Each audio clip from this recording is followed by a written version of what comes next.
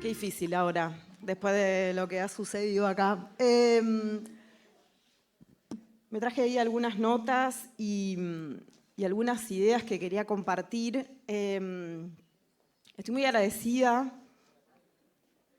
Perdón, ¿qué? Gracias. Estoy muy emocionada, así que voy a esperar un poquito que se acomode esto. Estoy muy agradecida, estoy muy contenta de estar acá en Ceres. Yo nací en un pueblito más chiquito que Ceres, viví casi toda mi adolescencia en una ciudad chica, como que todo me resulta muy familiar, ¿no?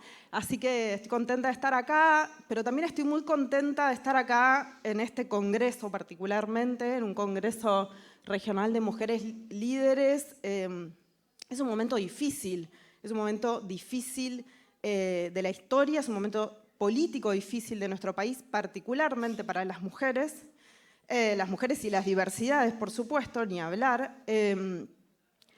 Y todo el tiempo estamos recibiendo, ¿no?, estos discursos que, como decía Alejandra al principio, nos quieren devolver a lo doméstico, nos quieren devolver a los cuidados, quieren que salgamos de la política.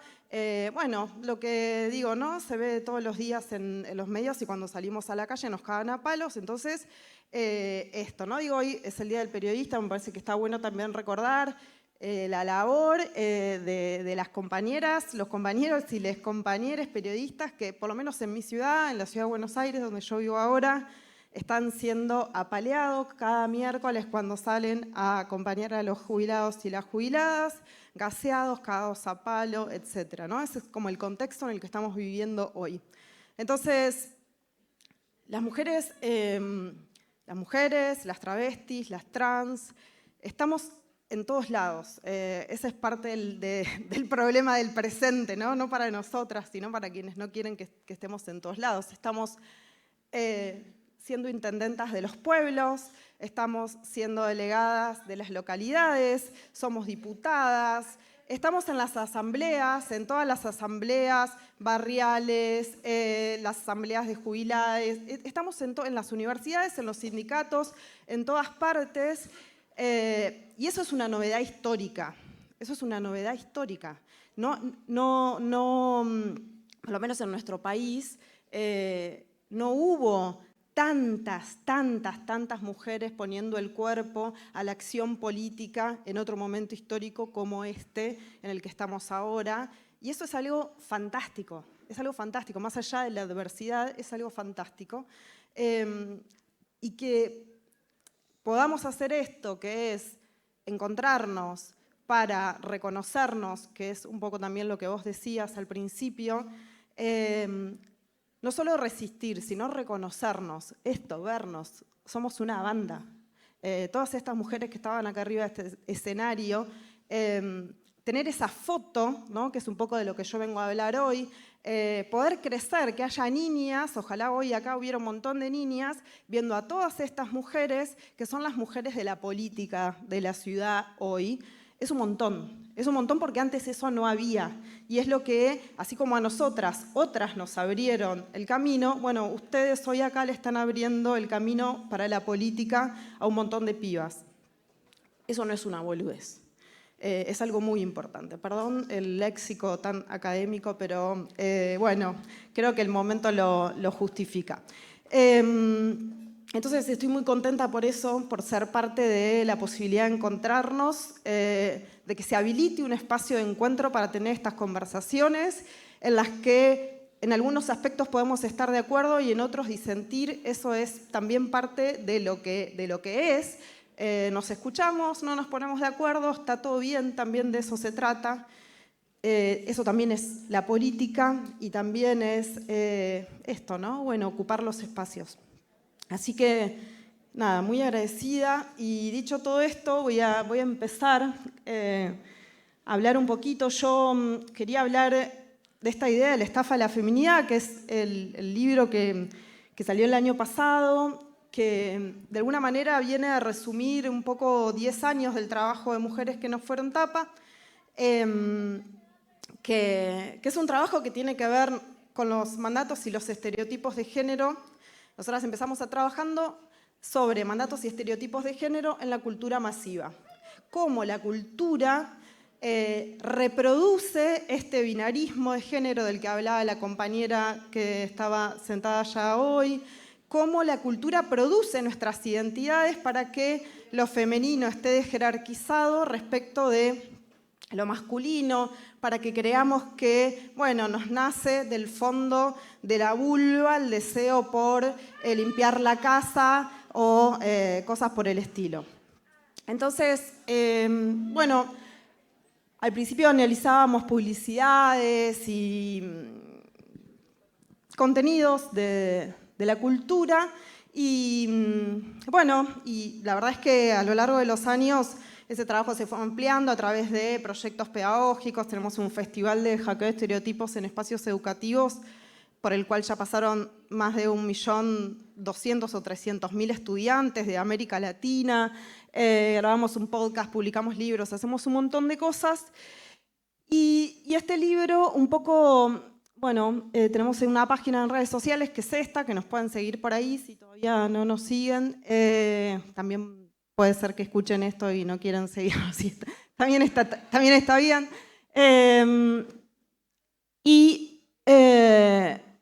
El proyecto se llama Mujeres que no fueron tapa porque cuando yo empecé a trabajar con este tema, me puse a analizar, estaba buscando, yo quería hablar de la moda. A mí me interesaba mucho la moda como productora de la identidad de las mujeres y especialmente de las mujeres jóvenes, de las adolescentes, que es donde más incide el mundo de la moda. Como, bueno, ya vamos a ver lo que hace la moda con los cuerpos. Y me encontré con las tapas de las revistas que me resultaron un dispositivo mucho más claro y eficiente para contar lo que yo quería contar, que era esta pregunta que yo me venía haciendo, que tenía que ver con cómo hubiera sido mi vida si yo, por ejemplo, en lugar de crecer viendo como iconografía del ideal femenino hubiera visto esto que pasó acá, ¿no? Esa era mi pregunta de ese momento. ¿Cómo hubiera sido mi vida? ¿Qué hubiera yo elegido? ¿Qué decisiones hubiera tomado? Bueno, seguramente otras, muy diferentes a las que tomé. Perdón, voy para atrás, estoy haciendo lío. Ahí está. Bueno, cuando llegó el momento de escribir este libro, yo quería unir un poco todos los puntos que sentía que estaban bastante dispersos cuando se habla de estos temas o cuando se habla particularmente de los estereotipos o del ideal de belleza, que es hoy el que tiene una centralidad en la construcción de la feminidad. Y esto es una novedad histórica también, es una novedad de los últimos 50 años, ¿no? El libro se llama La estafa de la feminidad, cómo la belleza nos educa para ser sumisas. Tiene que ver con esta investigación, ¿no? Nosotras crecemos... Ay, les pido, perdón, si pueden cortar el diálogo porque me desconcentra un montón y no... Gracias. Entonces, yo quería, bueno, esto que les decía, unir los puntos entre esto, el trabajo doméstico, la violencia de género, la explotación y todos estos temas que parece que no tienen ninguna vinculación y que sin embargo están todos vinculados. Y con nuestra educación. Cómo se nos educa para aceptar todo eso con una sonrisa, haciendo dieta y felices, ¿no? De alguna manera. Entonces, bueno, cuando yo empecé a trabajar con esto, mostrando las tapas de las revistas. Hoy las tapas son de alguna manera un ejemplo sustituido por quizás los perfiles de redes sociales, ¿no? Lo que hoy vemos acá, ahora son perfiles de redes sociales de estas mismas personas hoy más jóvenes, con millones de seguidores, o sea, con mucha más visibilidad. Un poco lo hablábamos anoche cuando nos encontrábamos, esto de, bueno, lo que provocan las redes sociales, ¿no? O sea, un crecimiento exponencial de todos estos modelos, porque ya no solo los ves cuando pasás por la puerta del kiosco o en un cartel en la calle, sino que lo tenés todo el día delante de tu cara. Y una cosa que es peor, además, que es que hoy ya ni siquiera tiene que haber el diálogo, ¿no? Ni siquiera tiene que haber un título. Hoy lo que vemos en las redes sociales es la foto, nada más, ¿no? Como la foto y no hace falta ni que hablar. Acá estas mujeres hablaban de todo lo que tiene que ver con el estereotipo de la feminidad, ¿no? Hablaban de, bueno, los tips de belleza, el amor romántico y heterosexual y la maternidad. Y listo, y se terminaban los temas, no había más. Hoy ni siquiera eso, o sea, hoy es la foto y fin, se terminó. Como esto, ¿no? La vidriera. Estoy ahí y no tengo nada para decir porque es este cuerpo lo único que tengo para ofrecer. Esta imagen de hegemonía corporal, por decirlo de algún modo. Entonces, bueno, y contrastado además con esto, ¿no? O sea, todo el ideal femenino, la buena mujer, la mujer ideal, el aspiracional de lo femenino es este, que es la mujer blanca, delgada, joven, heterosexual, que se sexualiza, que hace el esfuerzo, ¿no? De esto, que tiene más o menos 10 años a hoy, hay un montón de cosas que inclusive se radicalizaron en este modelo. Hoy ya no alcanza con, por ejemplo, mostrar el resultado, que es el resultado de la dieta, la cirugía, todas las rutinas con las que tenés que cumplir, sino que además hay que mostrar el sacrificio, que es como la novedad de los últimos años. Hoy hay un darle la vuelta a la cosa, que esto lo vemos mucho en redes sociales, que es no solo tenés que mostrar el resultado, porque además si no llegás al resultado, por lo menos tenés que mostrar que fuiste capaz de someterte a la crueldad que hace falta para alcanzar ese cuerpo. Entonces vemos todo el tiempo en redes sociales cuerpos moretoneados, agujas que atraviesan cuerpos, costuras, cuerpos en quirófanos, ¿no? De profesionales médicos que hacen estética y muestran a sus pacientes en el quirófano recién cosidas y cómo le dejaron el cuerpo, etcétera, etcétera, ¿no? Digo, esto, los niveles de crueldad en relación con el cuerpo y con la belleza van creciendo como, bueno, ¿no? Digo, como lo que está sucediendo. Entonces, este modelo, cuando yo miraba esto y después comparaba con las tapas, que bueno, esto es, ¿no?, la representación de la masculinidad. Los varones, por supuesto, que el ideal de la masculinidad no diría no tiene nada que ver con la belleza, porque en algunas profesiones es importante, pero en general no funciona como en la feminidad, donde la belleza tiene una centralidad. En la masculinidad, bueno, el tipo, fíjense, todos vestidos, cómodos, sentados, viejos, jóvenes, gordos, flacos, arrugados, sin arrugas, exactamente da lo mismo, porque cumplir con el rol del buen varón tiene que ver con, bueno, esto, ser exitoso, ocupar un lugar, acumular dinero, poder, etcétera, etcétera. Nada que ver con la feminidad, que tiene que ver el manual de género de las mujeres, es justamente este que decíamos, ¿no? Primero, encajar en el ideal de belleza como un pasaporte a el resto de los mandatos. Si encajás en el ideal de belleza, eso te garantiza tener una pareja, y tener una pareja te va a garantizar formar una familia, y listo, y con eso ya deberías ser feliz.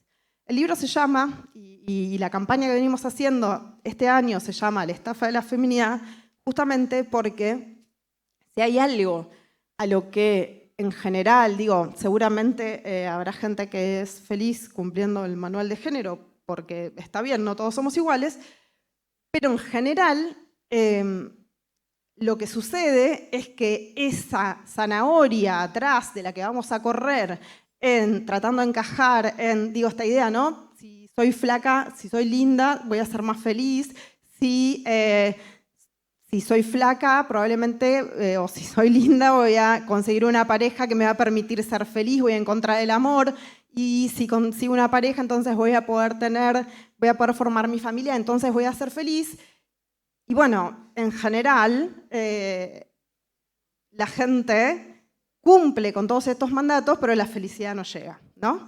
Y con lo que en general las mujeres se encuentran es con un camino de extenuación, explotación, trabajo, trabajo, trabajo, trabajo, trabajo, y algo que no se termina nunca. A mí me interesaba mucho esto, lo que les decía recién. Bueno, este es el modelo además, ¿no?, de feminidad actual, que es el de la superwoman, donde a diferencia de, por ejemplo, el modelo de feminidad de los años 50, que es el que denuncia Betty Friedan en La mística de la feminidad, donde lo que se esperaba de las mujeres era, bueno, que sean buenas amas de casa y que supieran manejar bien los electrodomésticos que la industrialización les proponía. Hoy se espera que trabajemos adentro de la casa, afuera de la casa, que hagamos todo el trabajo, que seamos, la maternidad, hay un modelo de maternidad que es el que hoy nos rige, que es la maternidad intensiva, donde además vos tenés multiplicadas las obligaciones y las exigencias siendo una madre, porque sos la responsable de absolutamente toda la vida de esa criatura que vas a traer al mundo, desde que nace hasta que muera, y todas estas otras obligaciones accesorias, y en general las exigencias que tiene la masculinidad, bueno, no han cambiado mucho en los últimos 50 años, realmente, en términos de demanda afectiva, demanda, ¿no? De todo lo que tiene que ver con las tareas de cuidado, etc. Por supuesto que hay cambios, siempre hay ejemplos, todas conocemos a uno que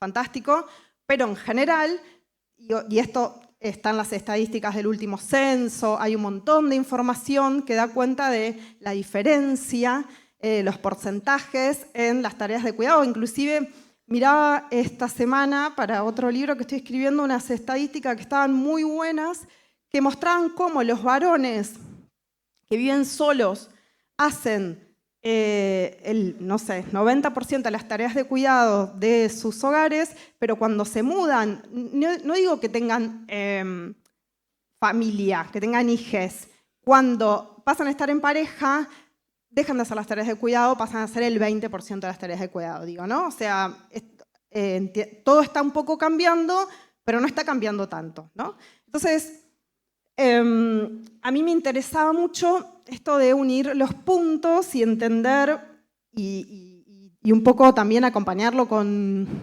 estadística y con... porque bueno, vieron un poco lo que pasa siempre, ¿no? Cuando las mujeres queremos decir cosas que por ahí un varón puede decir alegremente en cualquier lado, vos lo tenés que fundamentar, recontrafundamentar, escribir un libro, dar cuenta de todas las estadísticas existentes sobre la materia. Entonces, bueno, hay que hacer eso, ok, lo hagamos. Hay información sobre todo esto y a mí me interesaba mucho unir estos puntos entre la belleza y los cuidados. Y dar cuenta de por qué la belleza se vuelve en los últimos 50 años un dispositivo de control del cuerpo de las mujeres de una manera mucho más eficiente que los dispositivos existentes a ese momento, ¿no? Hasta ese momento, hasta la década del 60, hasta del siglo pasado, hasta la píldora, bueno, la maternidad probablemente, ¿no? Todo lo que tenía que ver con la imposibilidad de decidir sobre la salud sexual y reproductiva era una de las formas más importantes de control del cuerpo de las mujeres. Con el arribo de la píldora, la legalización del aborto en un montón de territorios, bueno, ya no era tan fácil y estamos todavía en un momento de cierta progresividad de los derechos, vamos a ver, ¿no? Que hace que, bueno, todavía no puede volver a obligarnos a cosas con el látigo y con las leyes por ahora. Entonces empiezan a aparecer estos dispositivos mucho más sutiles, ¿no? La belleza es un dispositivo sutil del control del cuerpo de las mujeres. Muy sutil, y por eso provoca esto que Ana de Miguel llama el patriarcado de libre elección, ¿no? Somos nosotras mismas las que vamos a infligir violencia sobre nuestros cuerpos, que nos vamos a limitar, que vamos a obedecer estas normas no escritas que tienen que ver con seguir produciendo nuestras identidades en un lugar de jerarquizado. Y esto es así porque, bueno, por esto, ¿no? Porque los dispositivos se van sofisticando a lo largo de la historia. No es que nosotras vamos adquiriendo conciencia y del otro lado, donde se necesitan nuestros cuerpos produciendo, no hay conciencia o no hay avances. Bueno, los avances son en tensión. Y esto tiene que ver con, no me quiero ir de tema, ¿no? Pero tiene que ver con el sistema económico. Fundamentalmente tiene que ver con el sistema económico. A mí me importaba mucho que poder unir ese punto entre sistema económico, belleza y lo que nosotras hacemos, lo que nosotras aportamos al mundo, porque si no parecía que o somos tontas o estas grandes usinas de construcción de sentido nos quieren controladas porque son malos o porque, bueno, digo, no sé, podemos hablar de la bondad o maldad de estas lógicas, pero de lo que se trata es de guita, o sea, de lo que se trata es de plata, que es la plata, el trabajo de las mujeres no remunerado, el trabajo doméstico que hacemos todos los días en nuestros hogares, es la principal contribución al PBI, no solo en Argentina, en América Latina y en el mundo. O sea, cuando saben lo que es el PBI, es el Producto Interno de un país, que es, digamos, el aporte a la economía, por decirlo de alguna manera, ¿no? La valoración de, entonces tenemos, bueno, la industria automotriz aporta al PBI el 1,3%, o sea, estoy tirando números al azar. Bueno, ese es el PBI. Bueno, el principal aporte es el trabajo no remunerado de las mujeres. Es lo que más guita pone nuestro trabajo, que no recibimos un peso por ese trabajo, nadie, ninguna de nosotras recibe plata por eso. Es el principal aporte del PBI, no recibimos ni un centavo por eso y es indispensable para el sostenimiento del sistema económico, porque si nosotras no hiciéramos ese trabajo gratuitamente, voluntariamente, como lo hacemos, alguien lo tendría que pagar. Lo tendrían que pagar los salarios o lo tendría que afrontar el Estado ofreciendo esos servicios. Cosa que, por supuesto, que genera una reducción de costos, una reducción de la ganancia en quienes producen bienes y servicios, en un mundo donde el poder está no concentrado, hiperconcentrado, donde el poder económico está hiperconcentrado, pero recontra concentrado como nunca en la historia de la humanidad el poder estuvo tan concentrado como en este momento, el poder económico. Entonces, la economía del mundo tiene muy pocos dueños, pero poquísimos, que son quienes, bueno, también son los propietarios de las usinas de construcción de sentidos,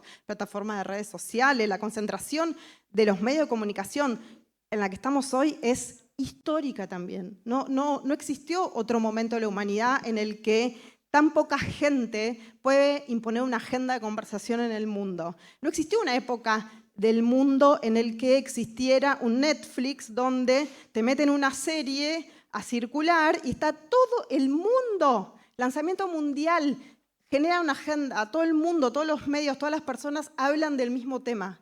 Eso no existió nunca, es una novedad y tiene que ver con esto, con cómo se construyen los sentidos y cómo se producen las identidades.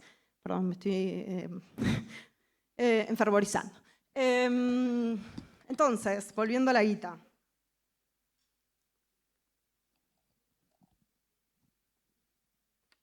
Nadie quiere pagar eso. Nadie quiere pagar esa plata que hay que pagar por el trabajo de las mujeres para que el sistema económico se siga manteniendo más o menos igual. ¿Cómo se convence a un grupo humano tan grande como las mujeres de, bueno, seguir haciendo ese trabajo, que crean, como dice Silvia Federici, que eso que llaman amor es trabajo no pago? ¿Cómo nos convencen de quedarnos ahí? ¿Cómo nos convencen de aceptar la explotación en la que muchas de nosotras nos encontramos? Muchísimas de nosotras vivimos en condiciones de explotación inaceptables. Las aceptamos porque, bueno, es lo que vimos hacer a las otras, es en lo que nos educaron. Y hoy, y este es mi punto, la belleza juega ahí un rol central. No solo en la naturalización de la violencia, de la explotación y de la desjerarquización, sino también en la despolitización, que es algo muy importante. Acá trajeron Karina, Alejandra, trajeron la política, que me parece que es algo fundamental, es una conversación permanente que tenemos que tener, la de politizar todo, politizar nuestras vidas cotidianas, entender que todo es político, que nada es azaroso, que nada es, bueno, no, todo es político, y ahí está esto, ¿no? Esto que decía recién, que tiene que ver con, bueno, cómo nos convencen de que hagamos eso y de que cada una lo haga voluntariamente, y que además cuando estamos agotadas pensamos que el problema somos nosotras porque, bueno, no los hice suficientemente bien, o esto o el otro, o tengo tal asunto o tal problema. Entonces, en mi investigación y en mi trabajo, yo abordo el tema, por supuesto que todos estos asuntos son multicausales, ¿no? Pero lo que yo traigo es esta idea de cómo en la educación que recibimos desde que nacemos en relación con la belleza, en los últimos 50 años, hay una normalización de esto, porque la belleza no exige solo una forma de... me fui de tema. Una forma de no exige solo una forma de cuerpo. El ideal de belleza es clasista, racista, digo, ¿no? O sea, lo que se nos muestra a todas como belleza es un cuerpo blanco, delgado, joven, con unas determinadas características físicas que por supuesto no son las de los habitantes de nuestros países latinoamericanos, ni de ningún lado que no sea el centro-norte de Europa, que además coinciden con las de las clases altas del mundo, esas características físicas. Digo, la belleza además viene a reproducir todas las desigualdades estructurales, la discriminación racial, la discriminación, o sea, bueno, ni hablar, ¿no? El capacitismo, la discriminación de género, todo. Y además, en esta construcción de la belleza no se nos exige solo un determinado tipo de cuerpo, sino que la belleza entraña, en términos de la feminidad, una gestualidad, que para mí es lo más importante, porque es lo que menos vemos. O sea, obviamente que hay educación en la dieta, en la restricción alimentaria. El 76% de las mujeres el 98% de las mujeres hizo dieta para adelgazar por motivos estéticos alguna vez en su vida. O sea, una dieta restrictiva. Casi todas, seguramente de acá. ¿Alguna no hizo dieta? La que no. 1, 2, 3, 4. Perfecto. 5. Ahí tenés.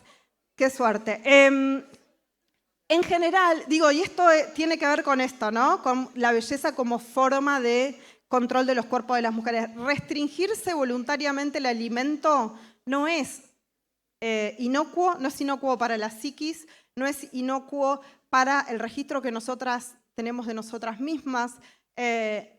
Cuando nos estamos restringiendo el alimento, nos estamos restringiendo la nutrición.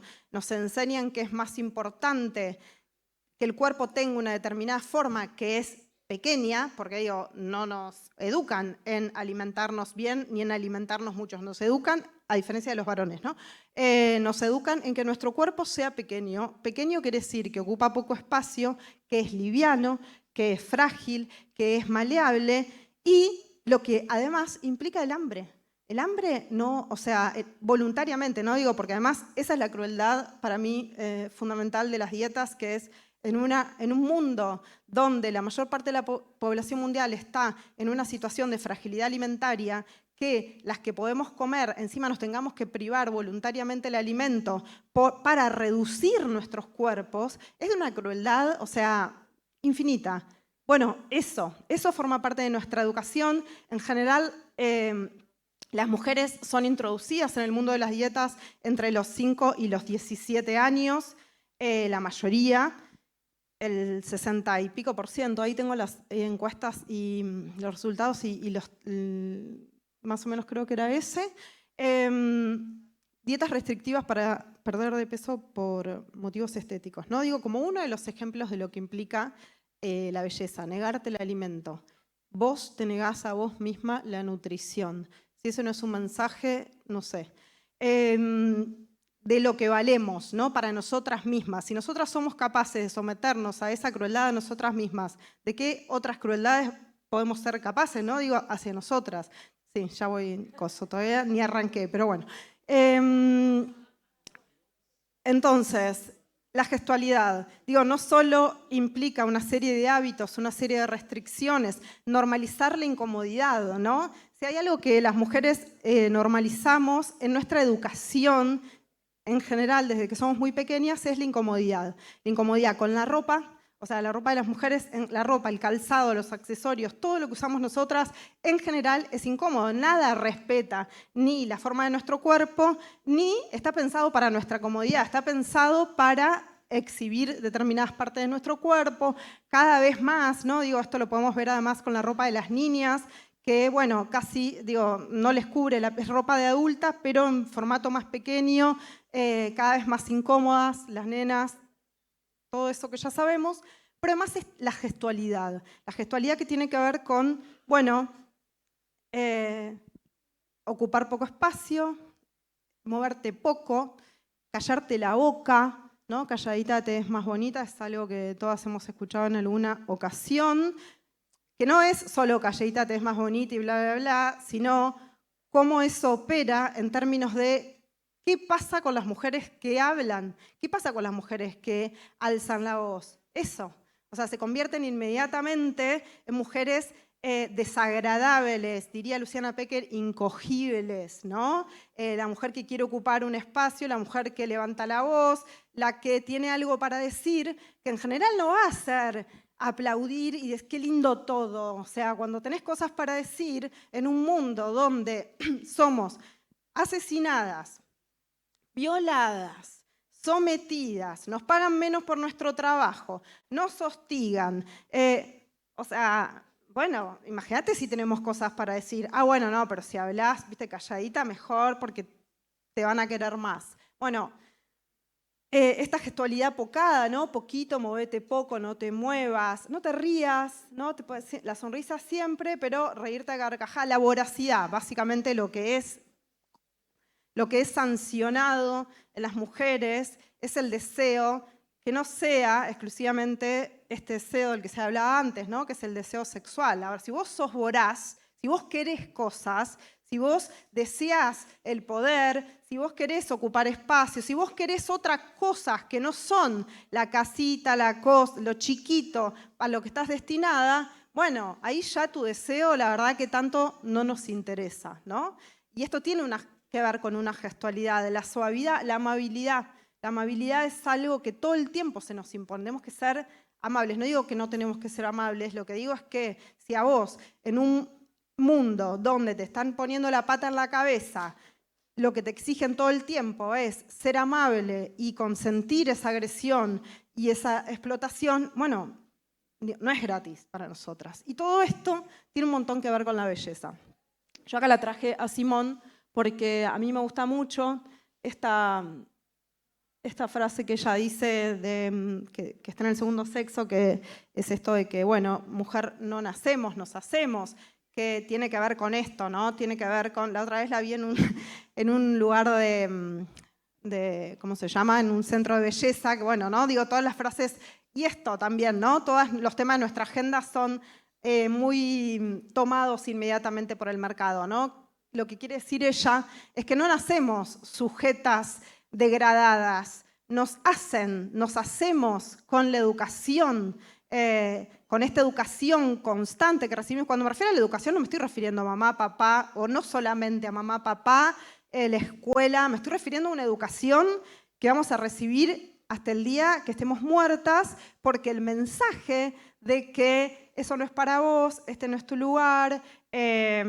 callate y todas estas cosas, bueno, lo vamos a recibir todo el tiempo. Estuvimos escuchando discursos en este momento, ¿no? Digo, estamos escuchando discursos todo el tiempo que hablan sobre cómo nosotras tendríamos que ser más buenas y volver a la casa y volver a tener más hijos porque si no, la economía y Sarasa y todo esto, ¿no? Bueno, yo traje un montón de cosas para mostrarles que ya no hay tiempo porque quiero abrir a preguntas.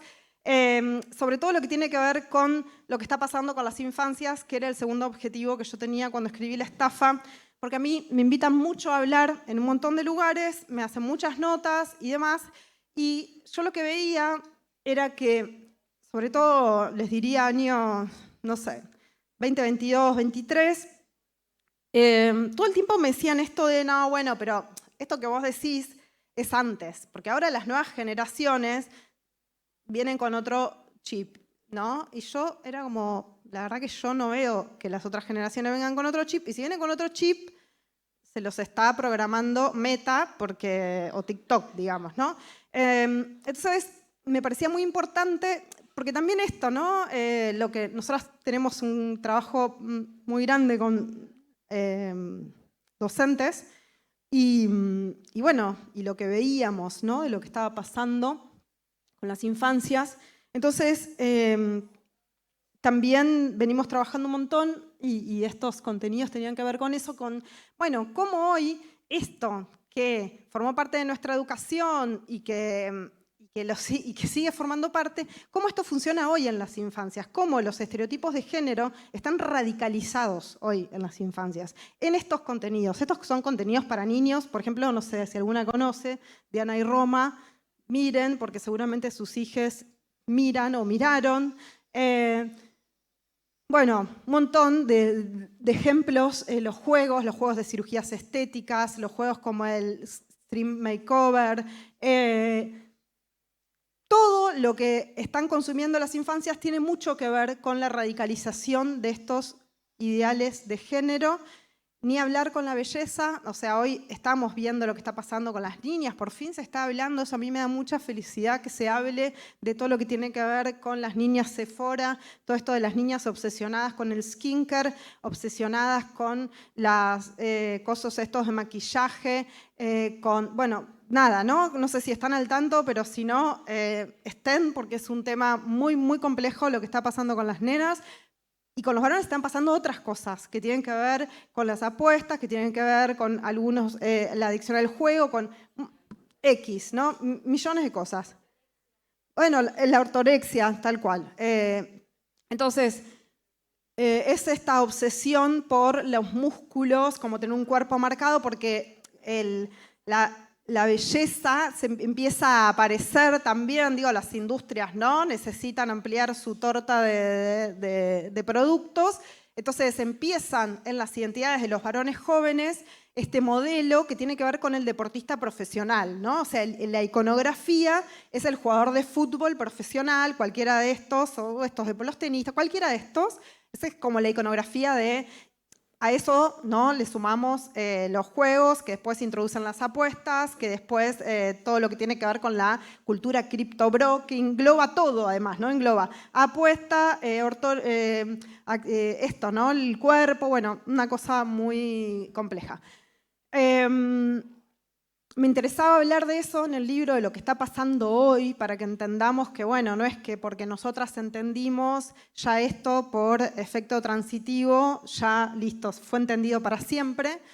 Y al mismo tiempo también me interesaba mucho abrir una puerta de, bueno, ok, ¿qué hacemos con esto? Porque también el diagnóstico lo tenemos, lo venimos teniendo, venimos hablando de todos estos temas, pero bueno, ¿qué podemos hacer con esto? ¿Qué podemos hacer con esto? Nosotras trabajamos en lo que llamamos la acción micropolítica, ¿no? Que tiene que ver esto con politizar la vida cotidiana, politizar los vínculos, politizar el vínculo con mi propio cuerpo, conmigo misma, con mis tareas, con el vínculo con los otros, con mis hijos, con mi pareja, lo que sea, mi sexualidad, etc.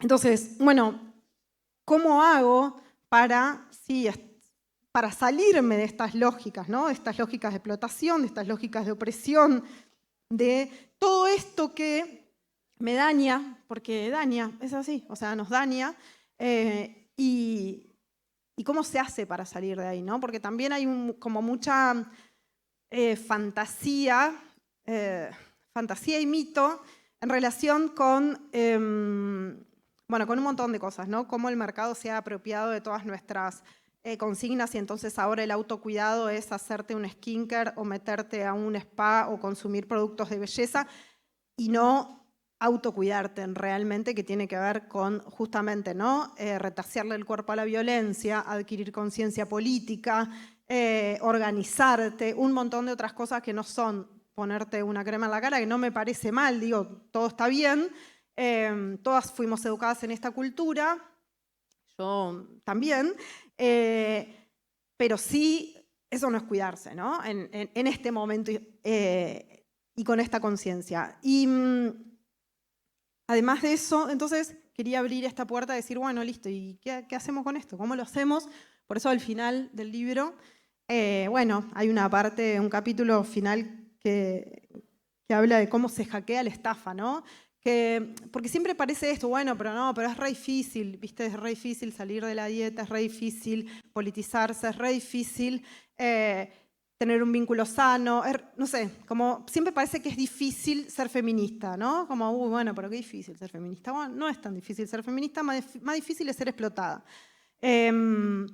Más difícil es estar en una situación de violencia, mucho más difícil es todo eso. Entonces, bueno, entender que estos son procesos que el libro recoge de alguna manera nuestras experiencias de muchísimos años en grupos de mujeres.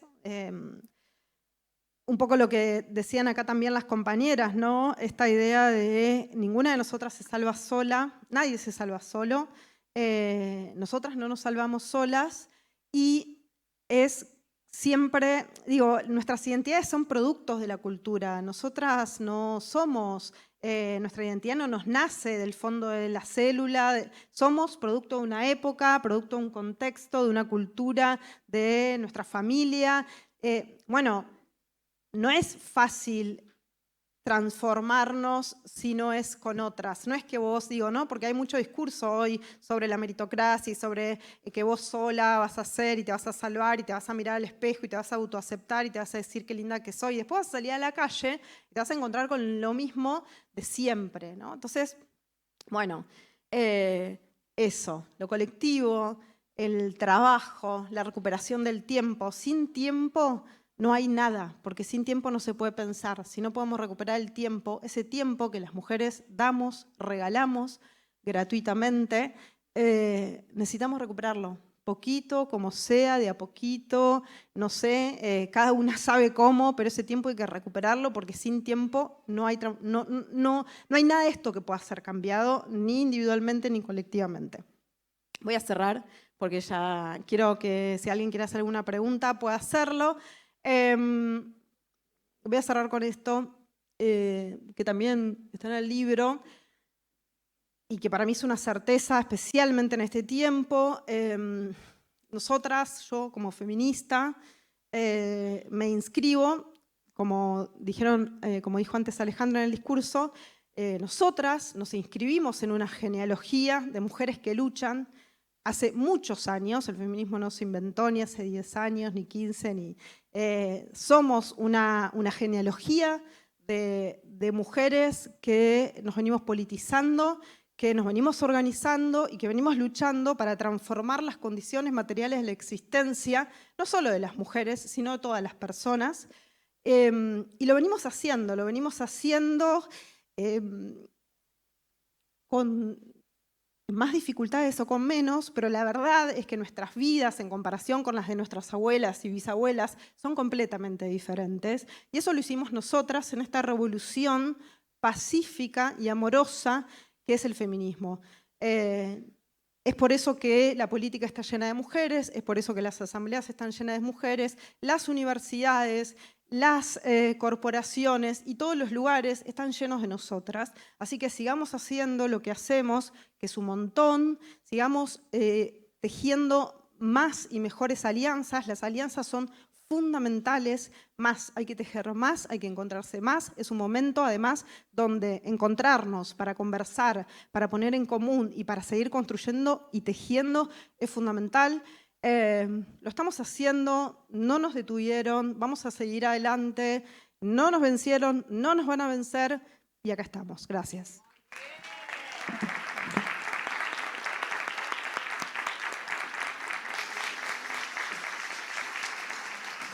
¿Alguien quiere hacer una pregunta? Eso, ¿alguien quiere hacer una pregunta a Lala o agradecer la presencia también, por supuesto? Allá atrás también.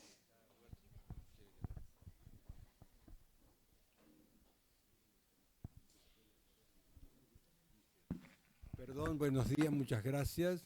No estoy de acuerdo con usted cuando usa el todes, cuando usa el iges, y hay ciertas cosas sesentistas que pueden llegar a molestarnos.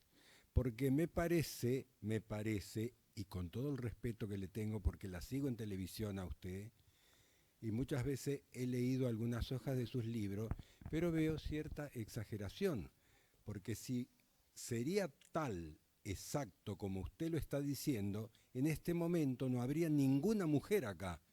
Estaría lleno de hombres, ¿no es cierto? Y me parece que la mujer en este momento y desde el año 70 a esta época ha ocupado un lugar como nunca lo ocupó en la sociedad. Yo no veo, vivo acá en Ceres, todo el mundo me conoce, no veo ninguna agresión, ni veo diferencias de sueldo, no son atacadas, son respetadas. No importa si es gorda, si es flaca, si es gorda, si es negra. Usted recorre todos los negocios de Ceres y no hay ninguna mujer en que sea obligada a dejar su lugar de trabajo porque es morena o porque es gorda o porque es gorda. Usted habla de la femineidad. Por supuesto que son mujeres que usan sus cuerpos. Está bien, es un trabajo. Si usted fuera bella y hermosa, ¿no lo sabría usar a su cuerpo? Usted es bella y hermosa. Usted es inteligente. Y si el hombre no les permitiera a usted, como usted dice, no habría ninguna mujer acá. Y mire lo que es esto. Acá tenemos ginecólogas, médicas, disertantes, mujeres especiales, mujeres que han puesto a Ceres en un lugar de preponderancia. La tenemos a una intendente, tenemos concejales, tenemos la señora Salari que está trabajando en la Cámara de Senadores, ¿no? En la Cámara de Diputados de Santa Fe. Entonces me parece, y con el perdón de nuevo que le digo, que hay ciertas cosas sesentistas que ya han pasado de moda. Mis disculpas, muchísimas gracias. ¿Alguien más que tenga alguna pregunta? Sí, respondo todo. Sí, allá atrás.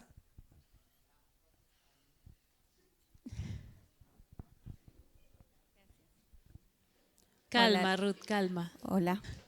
Sí. Hola, Lala, ¿Qué ¿cómo tal? estás? Bueno, me dejaste muda, no sé por dónde empezar a preguntarte. La primera, a lo largo de la historia siempre hemos sabido lo que pasa, no solamente las mujeres, sino los niños y toda clase de personas.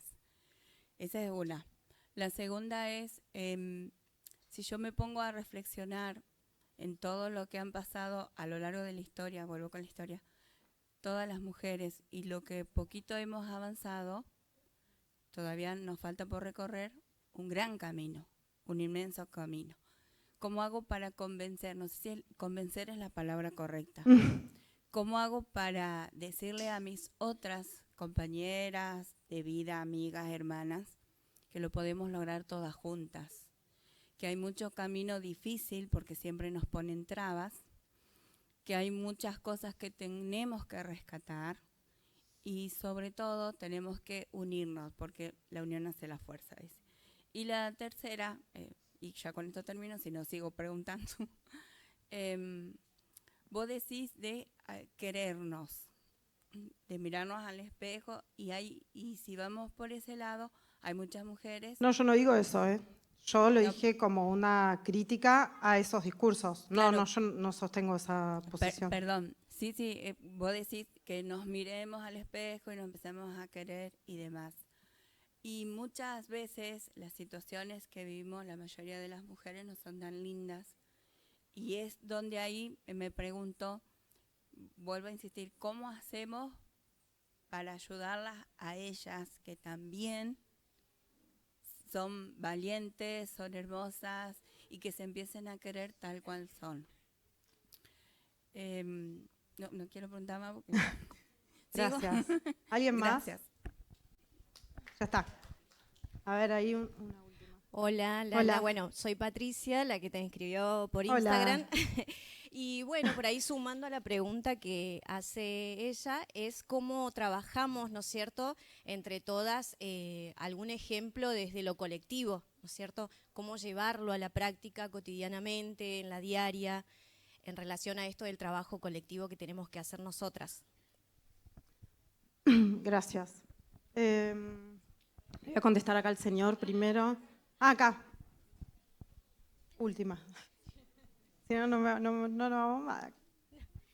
Buenos días. Primero, antes de darte la palabra, justamente también quería, como no sé si es reforzar, sino dar la visión también como mujer, cerecina, profesional.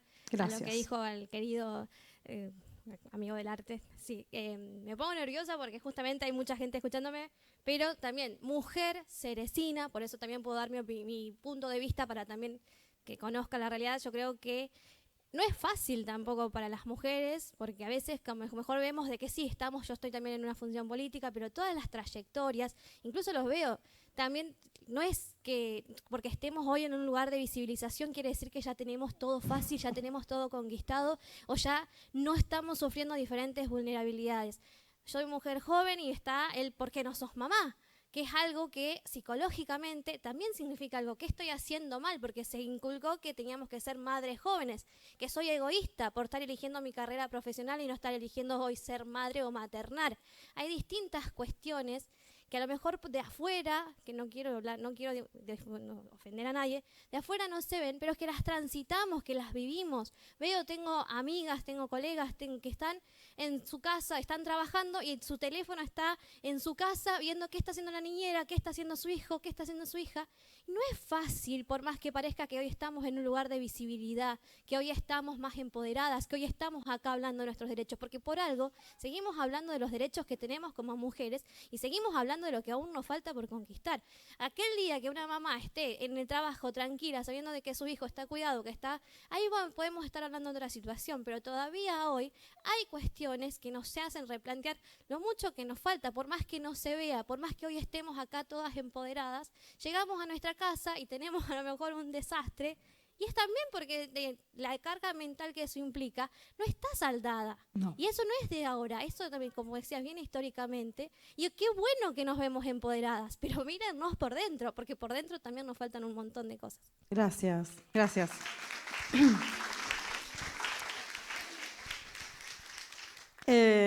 Bueno, acá hay una voz que controvierte lo que dice el señor, que no es mujer, ¿no? Digo, esto me parece que también es importante.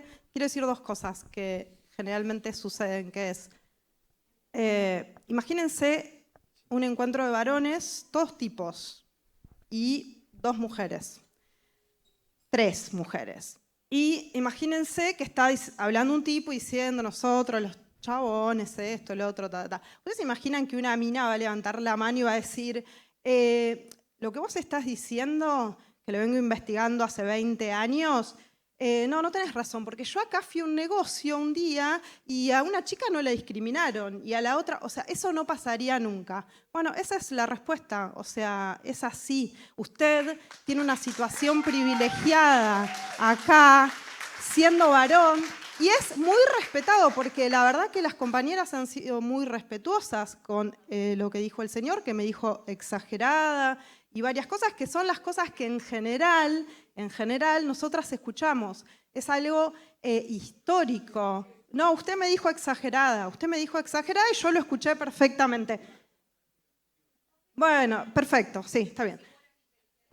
Y que si fuera inteligente y que si fuera linda, hay una crítica histórica a las feministas cuando hablamos de estos temas, que es que nosotras somos feministas y nos hacemos feministas porque somos feas. Porque si fuéramos lindas, estaríamos contentas, nos tratarían bien, tendríamos los beneficios de la belleza y entonces no nos haríamos feministas. Un poco lo que dijo el señor recién, estos discursos que son los discursos de los incels, básicamente, que es estos discursos que dicen, esto es una exageración, las feministas en los 70s ya consiguieron todo.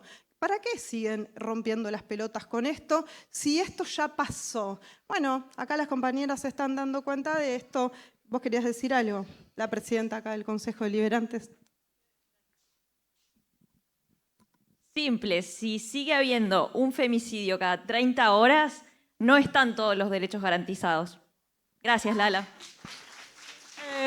Después, bueno, lo que preguntabas vos, ¿no? Allá atrás y un poco lo que preguntaba acá la compañera. sobre esto de, bueno, cómo convencer. Esa pregunta siempre aparece, ¿no?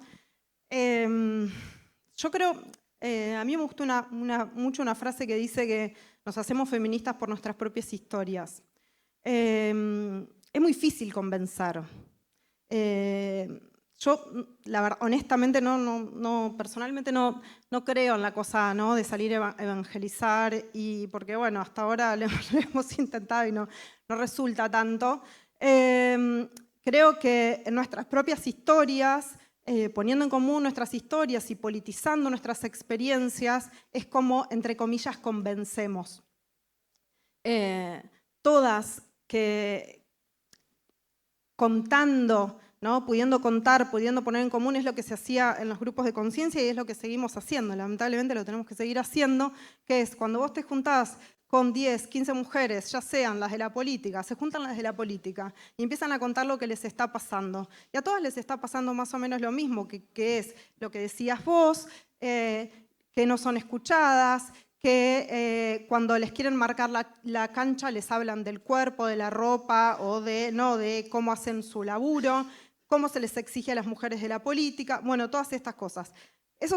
Cuando uno empieza a hablar, todas se dan cuenta de que les pasa lo mismo. Si a todas nos pasa lo mismo, es que evidentemente el problema no soy yo que no sé pedir, no soy yo que no sé gestionar, no soy yo que no puedo, no soy asertiva, como nos dicen ahora. No, lo que pasa es que esto, ¿no?, lo que nos dicen siempre, el problema es que vos no lo decís bien, como si el problema no es el contenido, sino la forma. El problema es el contenido, lo que no quieren escuchar es lo que tenemos para decir. Entonces, convencer, yo no sé si es algo que se puede hacer, lo que sí creo que es necesario encontrarse, poner en común, o sea, salirnos de la lógica. El otro día hablábamos de esto, ¿no? Cómo hay muchas formas de silenciarnos y hay muchas formas de despolitizarnos. Lo que sucede muchas veces en los grupos, por ejemplo, en los grupos de mujeres, en los espacios de mujeres, es esto, la conversación sobre la dieta, la belleza, el coso, ¿no?, todo lo que tiene que ver con, bueno, esa es una conversación que te silencia y te despolitiza.